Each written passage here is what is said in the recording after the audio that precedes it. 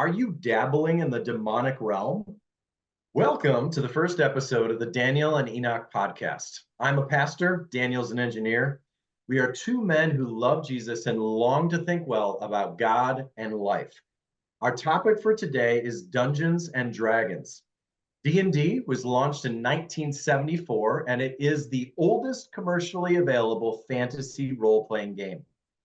It has always had a loyal fan base, but in recent years, the popularity of the game has absolutely exploded. D&D YouTube channels like Critical Role have millions of subscribers. D&D is also a central element in the nostalgic Netflix series Stranger Things. In the 50 years since the game was launched, approximately 50 million people have played Dungeons and Dragons. What was once a nerdy game has grown into a cultural phenomenon. There was recently a successful D&D movie starring Chris Pine, which I have seen and enjoyed myself. I think you have as well, Daniel. There are D&D Legos, and you can even buy Converse shoes that are D&D themed. I must admit, Daniel, I am not one of the 50 million people who have played Dungeons and Dragons, but I'm fascinated by the place that D&D occupies in our culture today. But Daniel, you have played D&D and you regularly play D&D. Tell us a little bit about your history with the game. Well, I've been around nerd stuff my whole life, including playing some video games based on Dungeons and Dragons rules when I was a teenager. But it took until 2017 to actually get a game going, and it was sort of an interesting series of events where independently several people in my friend group was like, "Hey, this is a thing we can do. Why don't we do it?"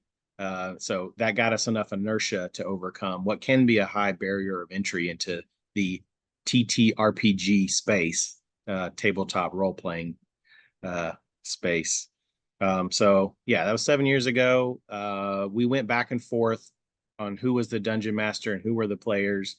The game that I am currently running now started in 2019. So I've been running the same game for the same people for about 5 years now.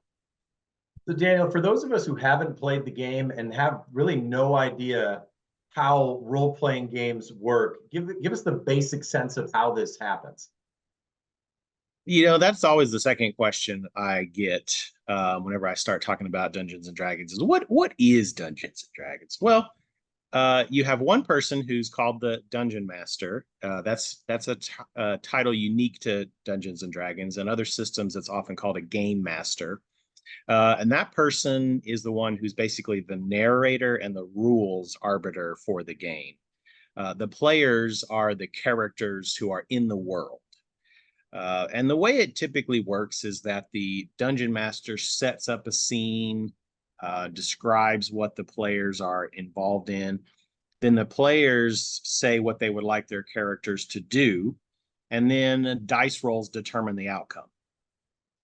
So there's an element of randomness that allows for some storytelling beats. That's more than just people deciding what their characters do and what happens. One of the things as you've shared with this about this with me, Daniel, one of the things that stood out to me consistently is how much work actually goes into being a dungeon master. How does one prepare to be a dungeon master and kind of guide the game along? Yeah, so that is often the most difficult part of getting a game started is that even though now on the other side of 5 years of DMing, I don't think it's as hard as people think it is. It can be very intimidating for new people.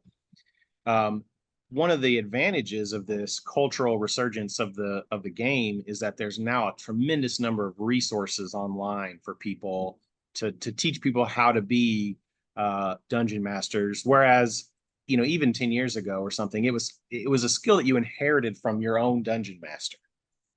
So it was definitely a subculture that was passed along person to person.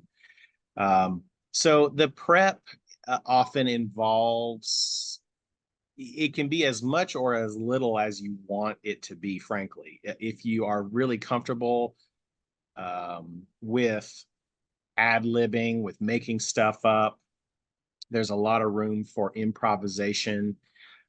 But a lot of DMs really enjoy the storytelling, the world building, the lore crafting aspects of the game. These are often fantasy or science fiction universes that are being played in. And so a lot of DMs will spend a lot of time doing making up those kinds of worlds and places and people and things and stuff. I'm currently running 2 games now consistently, and I usually put maybe, let's say, an average of 2 hours a week into um, the game before it happens. Daniel, so I hear Dungeons and Dragons and I immediately think kind of medieval fantasy type time period, swords and spells and potions and that kind of thing. Is it possible to have a D&D game where people have it happens in a Star Wars like universe? Is it futuristic as well as past? How does that work? So, right, Dungeons and Dragons mostly describes the rules. So, how strong is your character? How does your character wield weapons and all these other things? For 5th edition, the default universe of Dungeons and Dragons is called the Forgotten Realms. So that's the world that the movie takes place in, for example. But the basic license for Dungeons and Dragons is an open license. So anybody who wants to can do conversions on it to create new worlds. The rules just apply in those worlds. So there absolutely is a Star Wars, an unofficial Star Wars conversion where the rules of D&D are applied to a science fiction universe. And it gets a lot wilder as you go on. There's a lot of official Dungeons and Dragons worlds like Spelljammer and Eberron. And then anybody who wants to can make up their own setting and then just stick the rules on top of it. No, that's definitely some helpful context there. So, Daniel, both you and I love Jesus. We're very committed to our local churches. And one of the things I remember throughout my own life, and I imagine you as well, is that within the church, Dungeons and Dragons has had a negative association in the past. Maybe not so much currently, but why do you think D&D has this negative association with Christianity? And are you dabbling in the demonic realm? Yeah, I mentioned the second question I get asked when I talk about D&D is what is it? The first question is, are you going to hell now? So it's a long story, but when Dungeons and Dragons first showed up on the scene in the 70s, it was very new. It has its roots in wargaming. So think like people controlling Napoleon's troops or Wellington's troops during the Napoleonic Wars or something like that. And then it sort of shifted into the individual people and characters that a lot of TTRPGs use today. So there are things like magic and spells and casting things. And so there was a kind of a nexus of several events, including some really awful crime type stories that got unfortunately tied in with D&D. And by the time the truth came out, which is that D&D had no real affiliation with these events, it was too late. The public consciousness had associated D&D with the occult and demon possession and like Wiccans, a Ouija, all that kind of stuff. So, and unfortunately, it is easy for panic to take over, and so the church kind of just got swept away by what D&D was, and because it was so new, people didn't really understand what the game was. They thought that you were literally casting spells on stuff, not pretending to be a person who casts spells. That's an important distinction, and I grew up in a house that was very encouraging toward imagination and reading. And so I read a ton of fiction books growing up. I don't think people realize that Lord of the Rings, for example, is set in a polytheistic world. And so the same thing happened again with Harry Potter, at least in some of the circles that I was in, where people reacted extremely negatively without bothering to make distinctions between fantasy and reality. Which is not to say that D&D or Harry Potter fandom can't be abused, just that they're not inherently evil. Yeah, I recently had a chance to watch a podcast or listen to a podcast myself, The Witch Trials of J.K. Rowling. And one of the things that's highlighted early on in that podcast series is how her books were responded to. And I very much remember the era of, I was a youth director and I had parents asking me how they should feel about Harry Potter. And I honestly didn't have a really great answer. But it really does seem like maybe starting in the 80s, but even up into the early 2000s with the Harry Potter phenomenon, that there was kind of a satanic panic of sorts that kind of swept through our culture. Um, but I always did think it was interesting that within the Christian community, there was a much different perspective about Lewis and Tolkien, for instance, and some of the magical elements that play out there than there was about something like Harry Potter or Dungeons and Dragons. Even when I didn't really know anything about those things, it stuck out to me that there seemed to be a little bit of a difference there. Yeah, I was reading in Titus the other day, and I was really struck by the verse, "To the pure, all things are pure, but to the defiled and unbelieving, nothing is pure." Um, you know, Christianity is something that sits on top of a lot of cultures, a lot of other worldview things or value systems, and it offers us a lens through which we can accept some things and reject some things. And I think it's important that whenever we encounter a new thing, we get out our Christian lens and say, okay, well, what about this is true and good and useful and part of the human experience?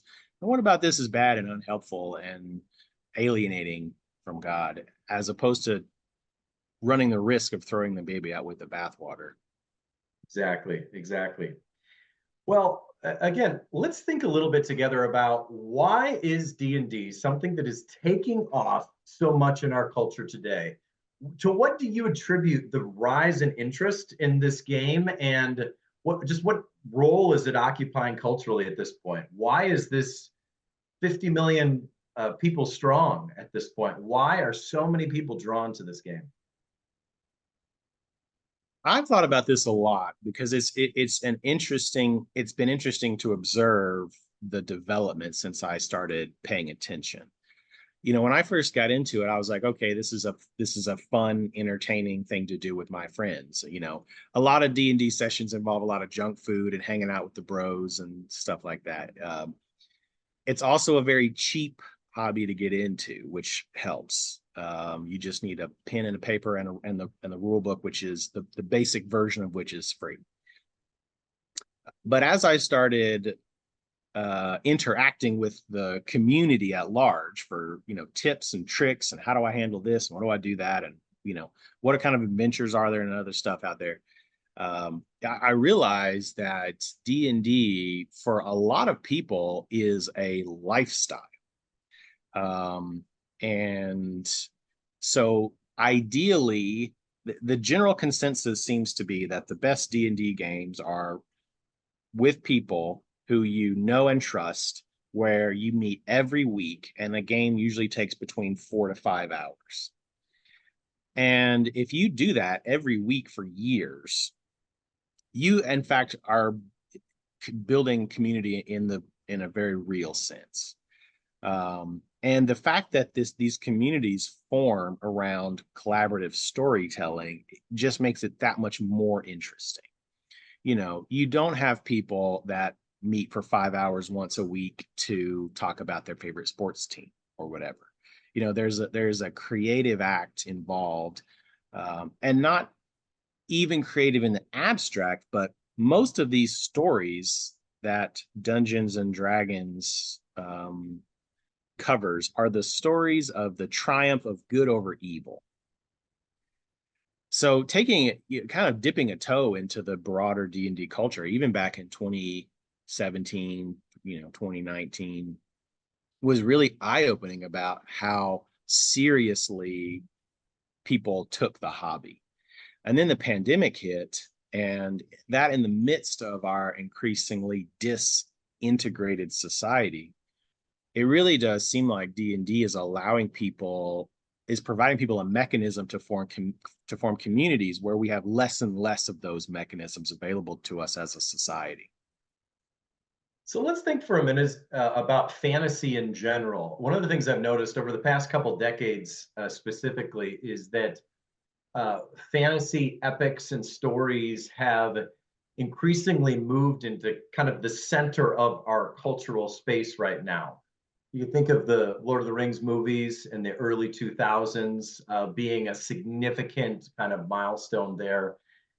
There's actually a LARPing group that meets at the park very near my house. So LARPing, live action role playing. So these people dress up in their often medieval gear. They have their swords and their shields, and I'm not sure exactly how it works. Maybe you can help me, Daniel. But they walk through their dramatic reenactments of a fantasy epic or something like that. I drove by the other day. It was pouring raining, and there was a guy who was joining the LARPing crew at my park. There's a high level of dedication here.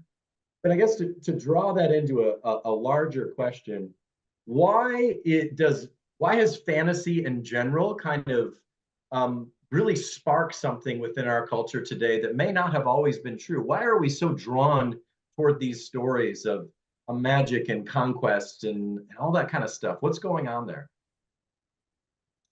That's a complicated question. I think the bedrock answer is that God has made us to be attracted to what's true and real. And often we live in a world that's full of sin and suffering and death and weakness. And in a lot of fictional stories, we get a view of reality as we wish it was, or perhaps even as it should be. These stories often strip away the weakness and the frailty and the misery that real life often affords us, unfortunately. But there are lots of other ways to approach the question. J.R. Tolkien wrote an essay called On Fairy Stories that I think is where I usually send people to start with. And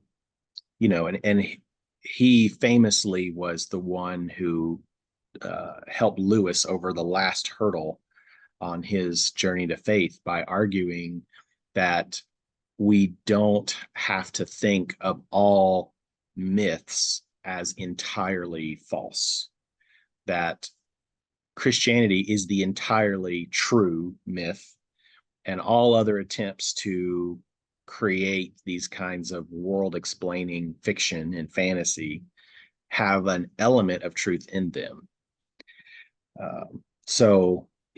Even in Harry Potter, for example, I feel like the statute of limitations on spoilers has expired, but I'll still be careful and say that there's a death and resurrection that features centrally in those books.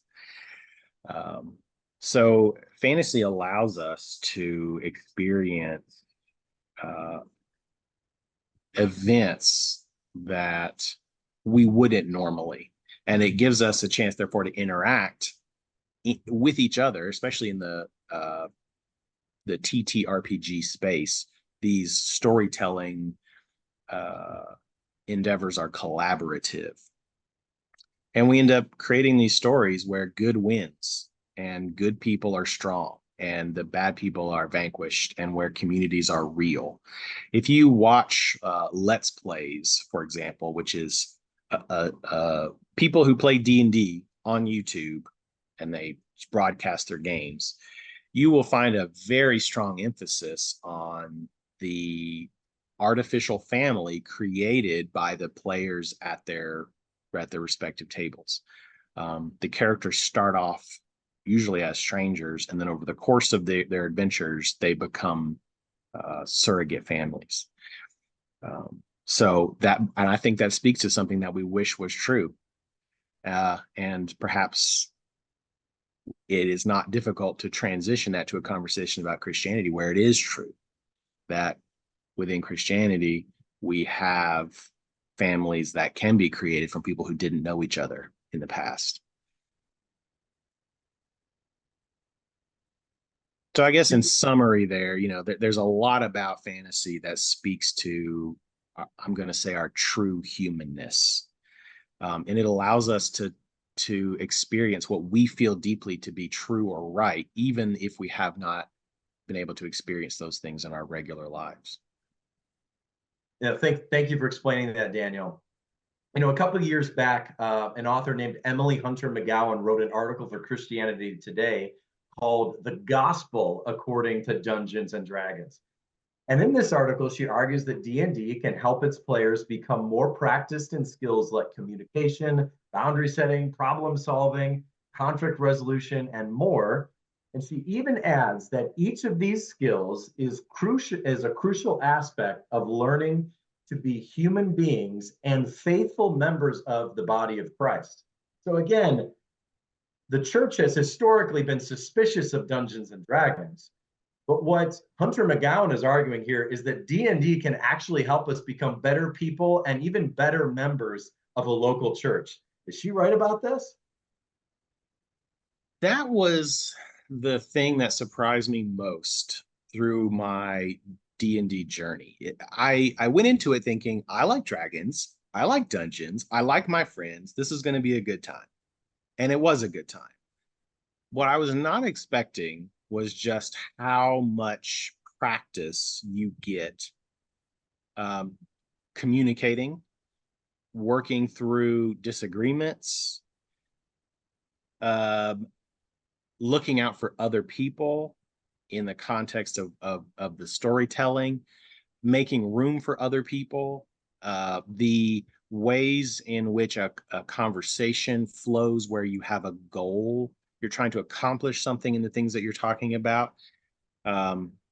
You you spend so much time together doing these things that if you're going to have a good experience, you have got to learn some pretty significant just people skills.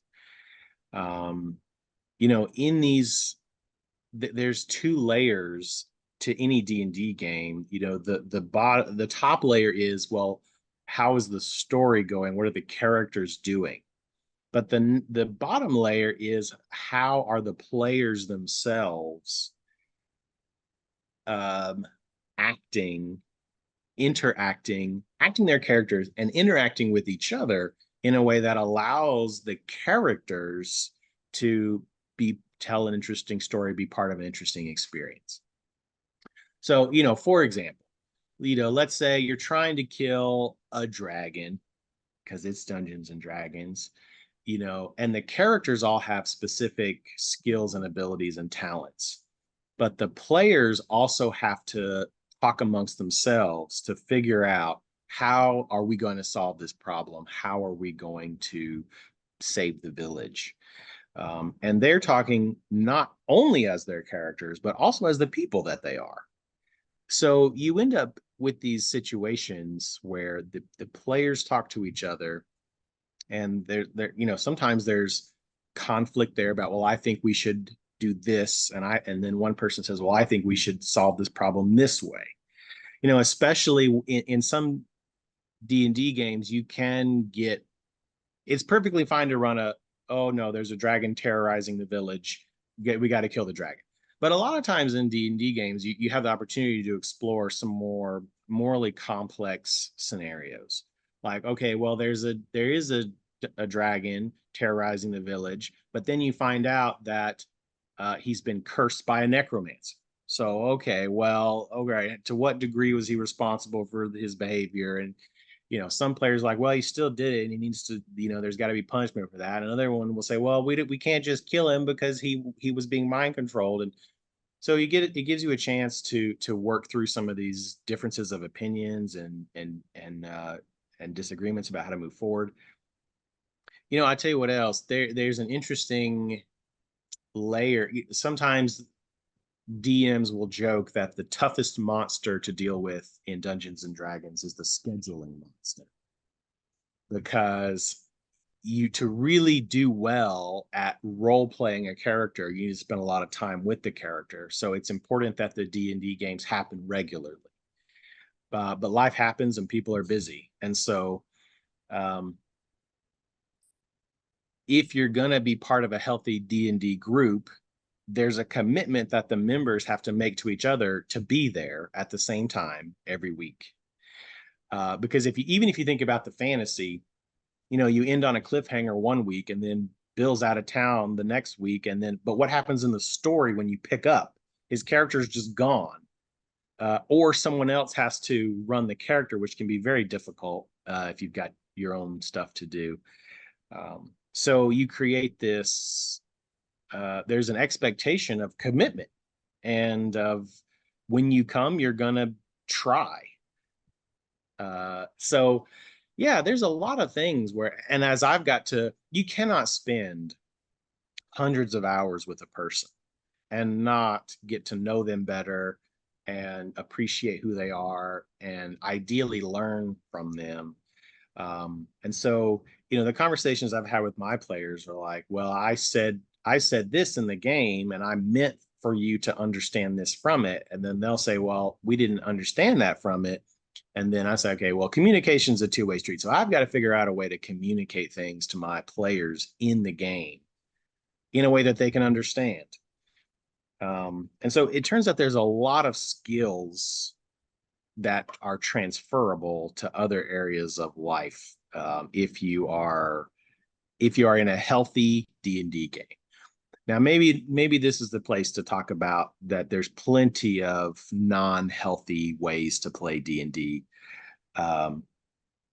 There's a whole subreddit called RPG Horror Stories. But, it is possible for people to approach D&D as like wish fulfillment or just incredibly selfishly. But even in those moments where the game doesn't go well, you still learn something about yourself and about human nature. Like you cannot, if a person is going to be selfish, if they're not going to cooperate, if they're not going to fulfill their end of the social contract, then the community can't exist. The game cannot run under those conditions. And so often you have to take pretty drastic measures. Another common saying among D&D players is that no D&D is better than bad D&D. So yeah, in summary, there's a lot of skills that the church definitely advocates for in terms of compassion, in terms of relationship building. Because when you get to know someone really well, there are things about them that irritate you just because we're all people. And to have that relationship means that you have to learn how to overlook certain things. And as our culture continues to disintegrate, we are just so much less tolerant with people than I think we used to be.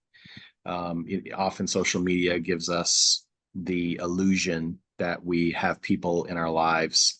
And so we're not forced to be like, well, I don't like that this person does this, that he sighs whenever he drinks tea, or just silly things. That there's no moral failure there. So having a D&D group can be a way to sort of confront those things in the people that you spend a lot of time with. So Daniel, you and I both lead small groups, groups of men and or women who are getting together to do Bible studies, that type of thing. And I'm curious what parallels you have seen between the D&D groups that you lead and the Bible studies. Again, drawing out this implication of, okay, well, what can D&D teach us about healthy community even within the church? Mm-hmm. If I said to you, I have got a group of friends that are very important to me, and we get together once a week for several hours to tell the story of the triumph of good over evil. You would need to ask me some follow-up questions to determine if I was talking about my D&D group or my small group. And I appreciate more and more that the Bible is not a systematic theology book for all the value that systematic theology brings to Christianity. It is a book primarily of stories, stories about the triumph of good over evil. And so I think there's a lot of crossover, both in terms of what we're doing. We are rehearsing truths about the nature of reality. But also the degree of commitment to the people of the group. You have to, in both scenarios, you have to agree, I am committed to this group, and that means I'm going to make sacrifices to be a part of this group. I'm going to work through the disagreements I have with people in the group. Again, D&D groups are not always perfect, and there are occasions where a person would need to be asked to leave.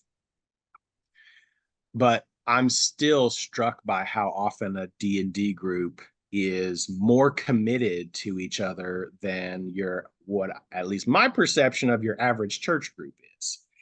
A lot of times my experience with church groups is people come into it saying, I'm doing this because I want something out of it. And I'm only going to come when I don't have anything better to do. And I have so many stories that I probably shouldn't tell. But the small group doesn't work under those conditions, but usually because it has a small group leader and a church behind it, it keeps going even though it's not working. Whereas if a D&D group suffered those same problems, it would stop existing because it's not working, it's not fulfilling its function. So there's a lot of crossover there about the logistics of a small group of people getting together regularly that have shared goals, that are willing to make the sacrifices necessary to meet those goals, where the goals ultimately revolve around stories that reflect what's true about reality. No, I've definitely experienced some of those same frustrations as it relates to group attendance. And as you were describing um, how essentially a D&D group suffers if a player can't be present and sometimes can't even go on. Um, yeah, the presence of an individual group member in a Bible study is so significant, not only for them, but for the rest of the people present. And yeah, I see a whole host of parallels the more you're describing this. Daniel, one of the things that I love about Tim Keller's approach to cultural analysis is that he didn't just criticize culture, he sought to kind of tease out both the negative and the redemptive elements of anything that he encountered or talked about in culture.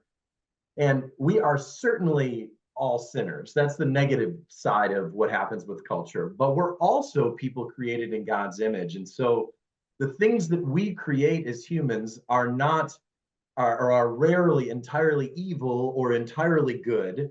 They're often a mix of those things. And even when we do something wrong, we often do so in a way that it's kind of an attempt to fulfill a legitimate longing that we have. So turning this to D&D, what does the popularity of D&D tell us about the way that God has made us and the longings that he has embedded in us? Yeah.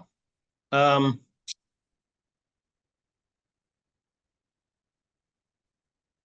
there's a lot there, especially if we go back to, so earlier you were asking about what's caused this resurgence in Dungeons and Dragons. I do think there are some significant social components too, but there's some other elements such as the rise of social media and people playing Dungeons and Dragons online.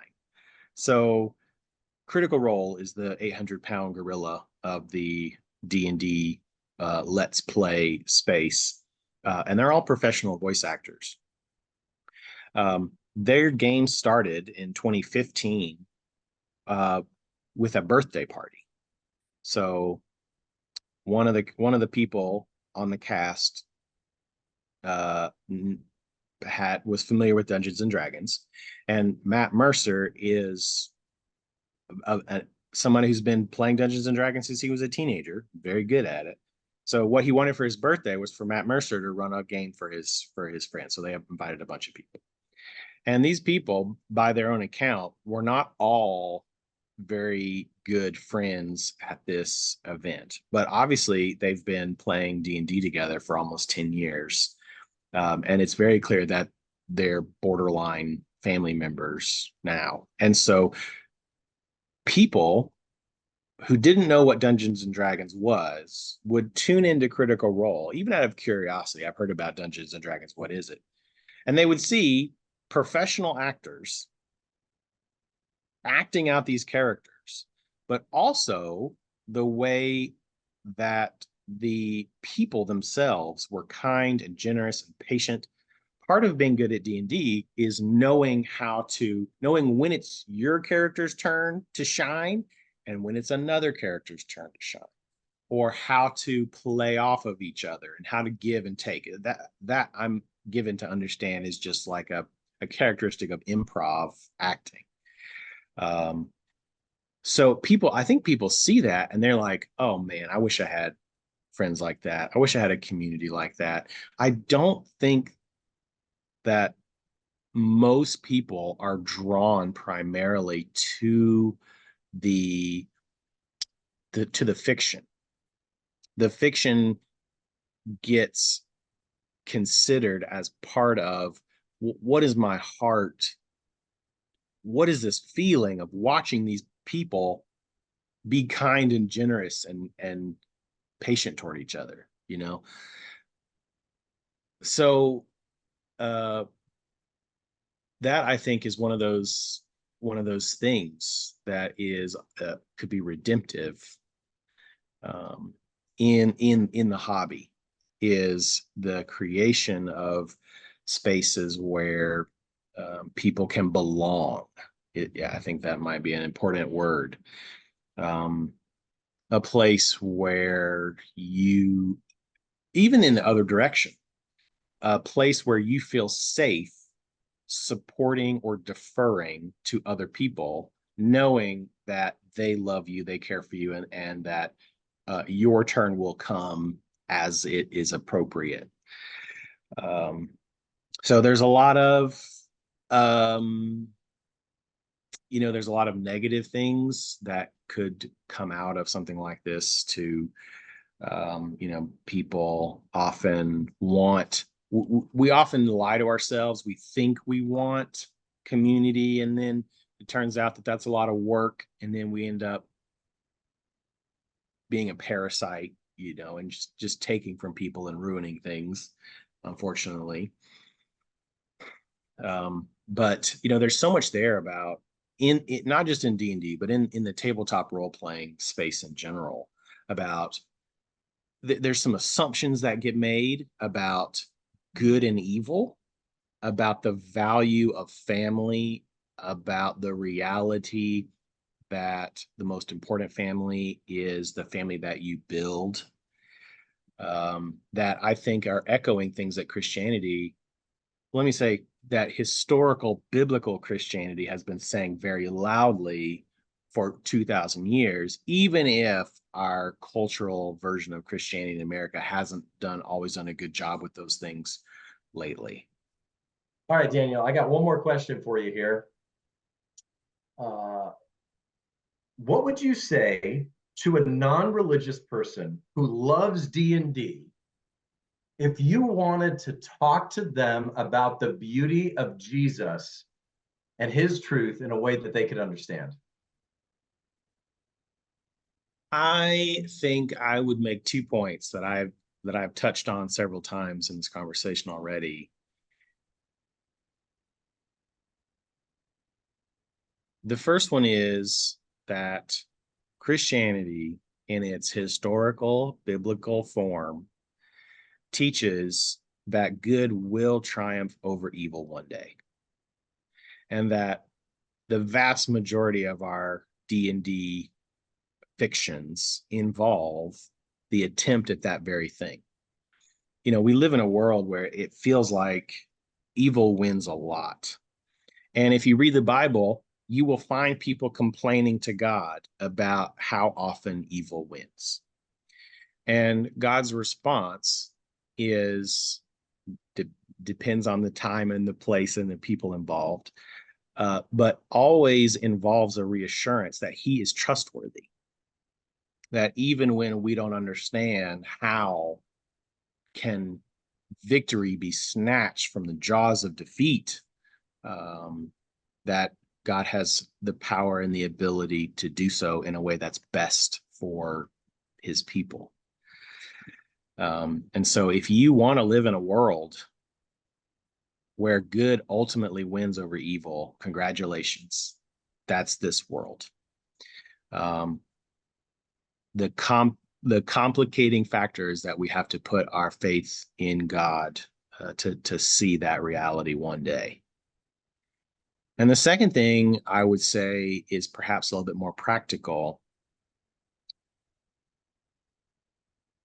We live in an age where there's often a conflict between traditional cultures where the value on the biological family is supreme, and modern cultures where the individual is supreme. And both of those cultures will let us down. And Christianity has always, even in the midst of traditional cultures and in the midst of modern cultures, offered us a tertium quid, a third way, where we do get a family. And so we have all the benefits of the traditional culture, but it is a family that you must opt into.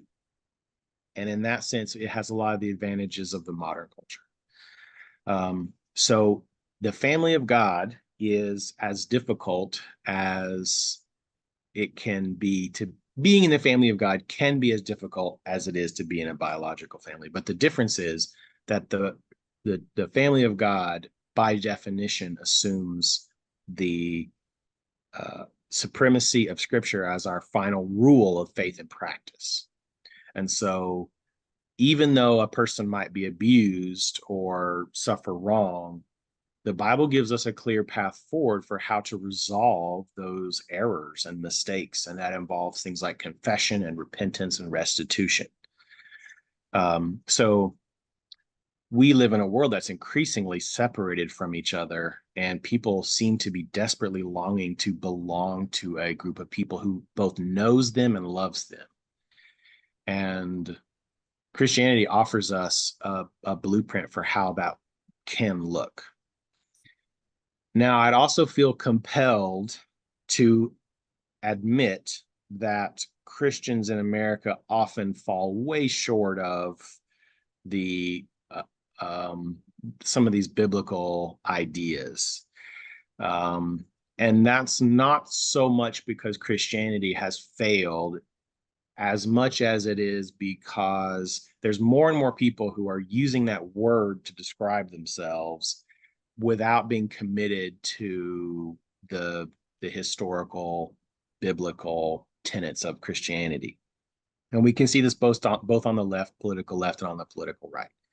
So the person who is not a Christian but loves D&D unfortunately has a little bit of work to parse through. Well, okay, what's real Christianity and what's fake Christianity?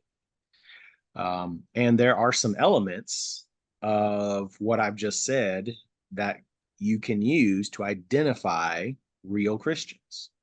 So wherever you find real Christians, there's real family. Now, that might not be the whole church. It's almost always going to be a smaller subset of the church, but it's in there. And the real Christian is also someone who cares about the world that they're in. They work hard to love the world the way that God has loved us, but they're not worried or panicking about the apparent ascendance of evil, because the real Christian knows that is an illusion and a deception, and that is not ultimately the way it will be. And so those are attributes you can look for to identify real Christians amidst the noise. Daniel, thank you so much. Appreciate your contributions to this conversation. I've definitely enjoyed both learning more about D&D and also hearing from you about how some lessons that God has taught you through both being committed to D&D and also deeply committed to your local church. So thanks so much for sharing, brother. I really appreciate this conversation together. It's my pleasure. And thank all of you for watching or listening along with us. It's been a pleasure to have you, and I hope that you join us for future conversations in the days ahead.